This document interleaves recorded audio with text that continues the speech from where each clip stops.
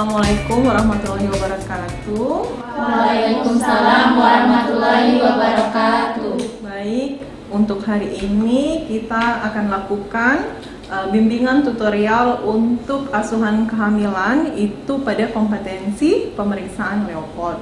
Jadi sebelum saya lanjut ke praktikum, saya mau tanya dulu, apakah ada yang masih ingat Leopold ada berapa tahap? Ada 4 tahap. Bisa Febriani jelaskan untuk keempat Leopoldnya?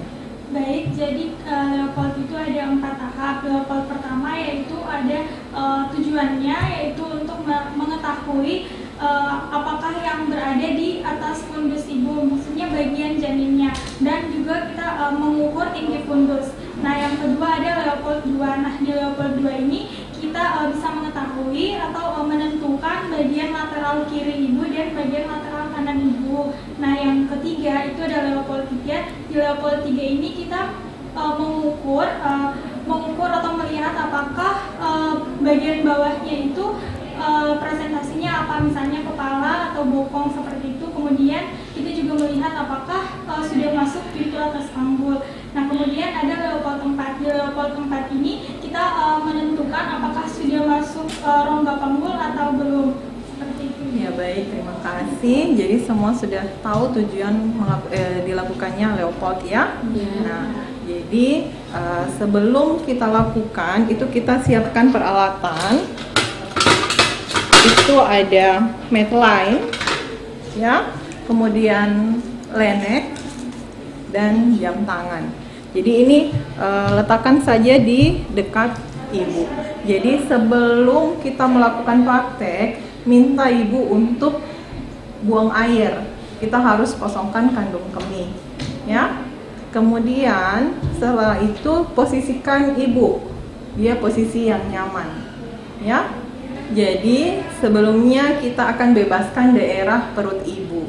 Jadi kita harus komunikasikan dengan ibu. Permisi ibu, saya akan melakukan prosedur Leopold, pemeriksaan pada daerah perut. Jadi bajunya ibu harus dibuka keseluruhannya. Saya bantu ya bu. Permisi ibu. Setelah itu kita lakukan posisi bantu posisi kaki ibu ya, ditekukan. Permisi.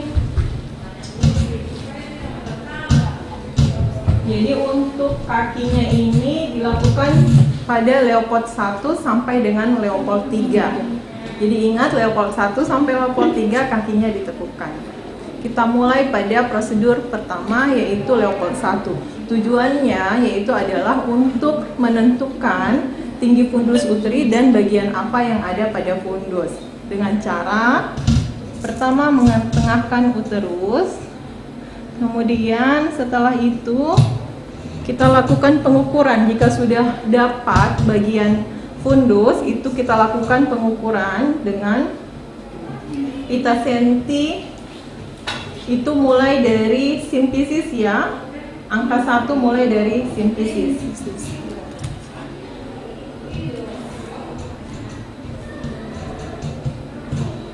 Setelah itu kita tentukan bagian apa yang ada pada fundus. Kalau dia kepala seperti apa? Keras, melenting.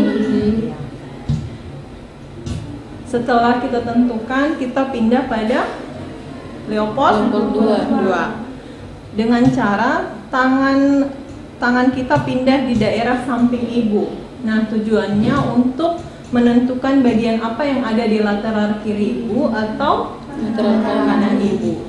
Jadi tangan satu memfiksasi, yang satu melakukan pemeriksaan. Jadi ketika Anda melakukan pemeriksaan, teraba daerah memanjang berarti punggung. Dan sebaliknya, jika pada daerah sebelahnya Anda nampak teraba tonjolan-tonjolan kecil berarti ekstremitas. Kemudian kita lanjut ke Leopold 3. Jadi kita tentukan daerah apa yang ada di simpisis. Jadi kebalikannya tadi, Kalau dia normal, dia harusnya kepala di daerah sini, jadi akan teraba keras, melenting, atau bundar, atau sebaliknya. Setelah itu kita lakukan yang kedua, di Leopold ketiga itu kita menentukan apakah kepala ini sudah masuk pintu atas panggul atau belum, dengan cara menggoyangkannya, ya. Setelah itu kita masuk Leopold 4, itu syaratnya adalah kakinya diluruskan. Permisi Bu, saya bantu untuk meluruskan kakinya. Nah, posisi bidan menghadap ke kaki ibu. Permisi ibu. Jadi untuk posisi tangannya, kalau dia sudah masuk, jadi posisinya adalah konvergen. Tapi jika dia belum masuk, dia adalah divergen. Jelas ya? Setelah itu kita lakukan pengukuran JJJ. Ini selama 1 menit full. Jika sudah dapat, jadi untuk menentukan dia DJJ itu kita lakukan, kita tentukan terlebih dahulu. Jika sudah kita tentukan, kita mulai menghitung selama 1 menit full. Oke, jadi itu tadi praktikum tentang pemeriksaan Leopold. Nah, sebelumnya ada yang mau ditanyakan? Sudah jelas? Oke, jadi karena sudah jelas, kita akan gantian. Jadi satu mahasiswa mempraktekkan, yang lainnya memperhatikan, karena nanti Anda akan membagi ilmunya ke teman-teman yang lain, ya. Baik, terima kasih atas kesempatan yang diberikan kepada saya. Saya akan melakukan praktik untuk pemeriksaan Leopold 1-4 dan pemeriksaan DJJ. Sebelumnya, kita mengatur posisi ibu, yaitu posisi ibu untuk Leopold 1-3, kaki ibu harus ditekuk.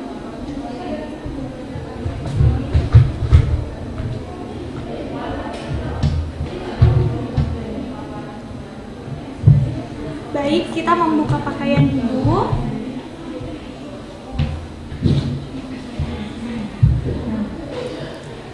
Langsung pada tindakan untuk yang pertama, Leopold 1.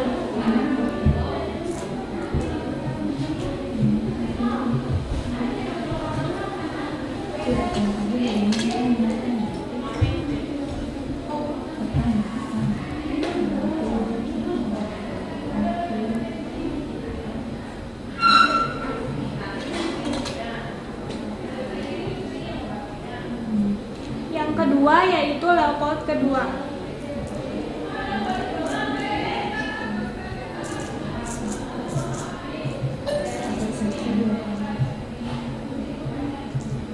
Untuk selanjutnya yaitu Leopold yang ketiga.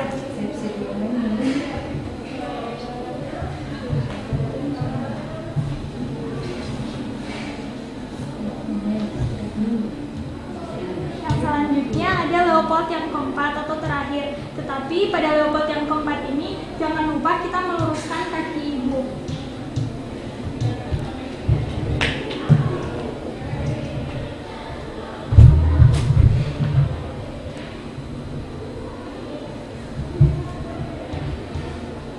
Kita menentukan apakah bagian bawah sudah masuk pada rongga panggul atau belum dengan cara seperti ini. Kalau caranya yang tadi, kalau caranya yang seperti ini, tandanya berarti belum masuk, bagian bawah janin itu belum masuk pada rongga panggul. Tapi kalau posisi tangannya sudah seperti ini, berarti bagian bawah janin itu sudah masuk pada rongga panggul, seperti itu. Selanjutnya untuk pengukuran DJJ.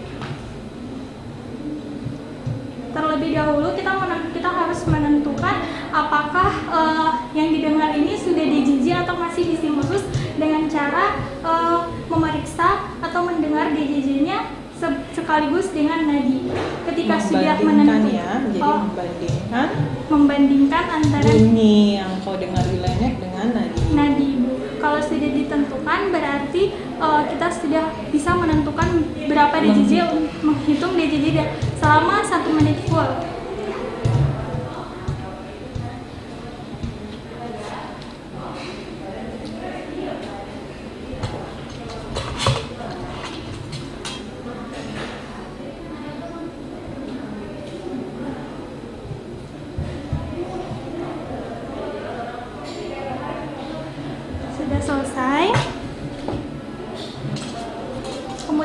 lupa untuk mengatur posisi ibu.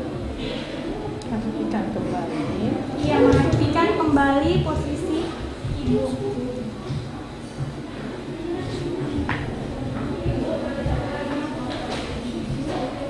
Oke, jadi terima kasih untuk Febri. Jadi sudah melakukan praktikum. Mungkin ada yang mau ditanyakan sehubungan dengan praktikum yang sudah dipraktikkan oleh Febri? Jelas ya? Oke, baik. Terima kasih Febri. Iya, terima kasih kembali ibu. Assalamualaikum warahmatullahi wabarakatuh. Waalaikumsalam warahmatullahi wabarakatuh. Selamat siang. Siang, Ibu. Bu. Jadi saat ini Ibu akan mempraktekkan untuk mata kuliah asuhan kehamilan. Ya, jadi di sini secara khusus kita akan mempraktekkan tentang pengukuran antropometri pada ibu hamil. Ya. Jadi sebelum kita mulai praktek, Ibu ingin bertanya kepada kalian, apa saja ya pengukuran apa saja yang meliputi pengukuran antropometri pada ibu hamil? Siapa yang bisa? Saya, Bu. Ya, silakan. Jadi pengukuran antropometri itu ada 3, yaitu pengukuran tinggi badan, berat badan, dan juga lingkar lengan atas. Ya, benar ya. Jadi untuk pengukuran antropometri pada ibu hamil itu meliputi pengukuran berat badan, tinggi badan, dan pengukuran lingkar lengan atas. Ya. Adapun tujuan dari pengukuran antropometri pada ibu hamil yaitu dapat mendeteksi, ya, mendeteksi untuk kegawat daruratan dan persiapan persalinan. Yang mana kita tahu kalau berat badan ibu atau tinggi badan ibu ya kurang dari 150 cm berarti ibu terindikasi apa? CPD ya, atau panggul sempit ya. Kemudian untuk pengukuran lingkar lengan atas yang normalnya itu berapa? 23,5. Ya, tidak kurang dari 23,5. Kalau kurang dari 23,5, ibu terindikasi apa? Oke, ya, kekurangan energi kronis. Baiklah, itu ya sekilas tentang teori tentang antropometri ya. Kita masuk dalam praktek. Jadi sebelum melakukan tindakan dan sesudah melakukan tindakan kita harus mencuci tangan ya, kita harus mencuci tangan. Oke, masuk di praktek ya. Untuk pengukuran berat badan dan tinggi badan kita menggunakan alat ini ya. Di sini sudah include untuk pengukuran tinggi badan. Jadi ini ada timbangan dan termasuk juga pengukuran tinggi badan ya. Untuk lila, pengukuran lingkar lengan atas kita menggunakan pita lila ya. Oke, jadi kita langsung di prakteknya ya. Ibu minta salah satu dari kalian untuk menjadi pasien ya. Siapa?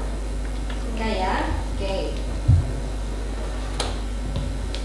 Jadi sebelum kita mempersilahkan ibu naik ke timbangan, pastikan timbangan berada pada angka 0 dan ibu ya melepaskan sendal atau alas kaki ya.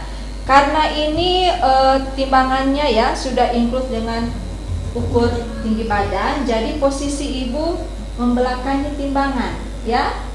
Oke, silakan Bu. Kemudian kita melihat ya jarum timbangan menunjuk pada angka berapa. Di sini terlihat jarum menunjukkan 52 ya, jadi 52 kg. Kemudian kita langsung mengukur tinggi badan ibu ya.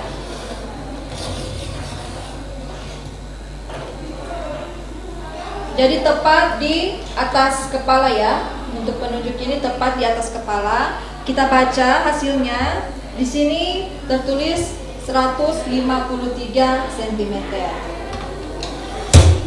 Oke, setelah selesai persilahkan ibu turun. Setelah tadi kita mengukur berat badan dan tinggi badan, kita masuk dalam pengukuran lingkar lengan atas ya. Seperti yang saya sudah jelaskan tadi ya, untuk pengukuran lingkar lengan atas, di sini ada penunjuk ya, 23,5 ya. Kalau hasilnya 23,5 atau kurang dari 23,5, berarti menandakan ibu KEM atau kekurangan energi kronis ya. Oke, kita akan langsung dalam prakteknya ya untuk pengukuran lingkar lengan atas. Jadi kita bertanya kepada ibu, dominan bekerja menggunakan tangan apa ya? Ibu biasanya bekerja menggunakan tangan apa? Kiri. Bekerja menggunakan tangan kanan ya. Jadi karena ibu menjawab biasa bekerja dengan tangan kanan, jadi kita mengukurnya di tangan kiri, lengan kiri ya, lengan kiri. Sebelum itu kita meminta ibu untuk menyingsingkan lengan baju ya. Jadi kalau saat kalian memeriksa pada ibu ya, minta ibu untuk menyingsingkan lengan baju ya. Kemudian kita mengukur ya, mulai dari pangkal lengan ini ya, pangkal lengan ini ya, sampai di siku ya. Jadi jangan lupa kita minta ibu untuk melipat ya sikunya. Kemudian ini kita lihat bagian tengahnya, bagian tengahnya. Nah, setelah dapat bagian tengah kita putar ya.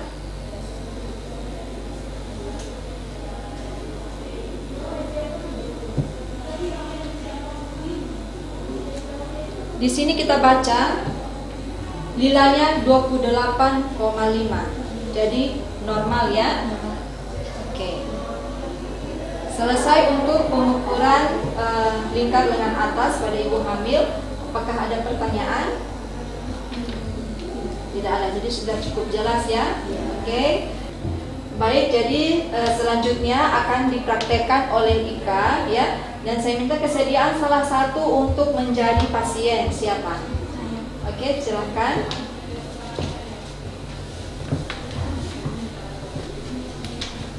Baik, terima kasih. Sekarang saya akan melakukan tindakan pengukuran antropometri. Nah, pengukuran antropometri ini sudah dijelaskan tadi Ibu, itu ada 3, yaitu pengukuran tinggi badan, berat badan, dan juga pengukuran lingkar lengan atas. Nah, sebelum kita melakukan pengukuran antropometri, kita mencuci tangan sebelum dan sesudah melakukan tindakan. Baik, saya akan melakukan tindakan. Pengukuran tinggi badan ini berhubung sudah include dengan pengukuran berat badan, maka kita ukurnya sekalian. Baik, pertama kita menyuruh ibu untuk naik ke pengukuran tinggi badan dengan keadaan tidak memakai alas kaki atau sepatu. Permisi ibu, silakan naik ibu. Nah, posisi tumit itu dengan bokong itu sejajar. Kemudian kita menarik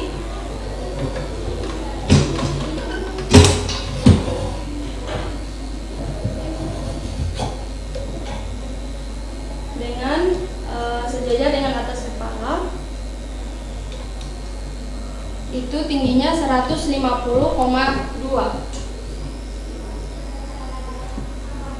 Nah, langsung kita mengukur berat badan. Berat badannya itu 45. Sudah. Mari ibu silakan. Kemudian kita mengukur lingkar lengan atas pada ibu. Nah, sebelumnya kita menanyakan tangan apa yang sering ibu pakai untuk bekerja. Ibu, permisi, tangan apa yang sering ibu pakai untuk bekerja? Oh, baik. Jadi karena tangan kanan, maka kita mengukurnya pakai tangan kiri. Kita mengukurnya pakai pita lila. Nah, di sini pita lila ini terdapat tanda merah, yaitu tanda normal atau tidak. Bila kurang dari 23,5, maka itu disebut KEM. Baik ibu, sebelumnya kita menyisipkan dulu baju ibu. Permisi ibu. Kemudian kita menentukan siku ibu 90 derajat dan mengukur dari akromiom atas sampai di siku dan melihat garis tengahnya, kemudian kita putar dan kita memasukkan ke dalam pita lela. Nah, ukurannya 26. Baik, demikian dari saya. Sekian dan terima kasih.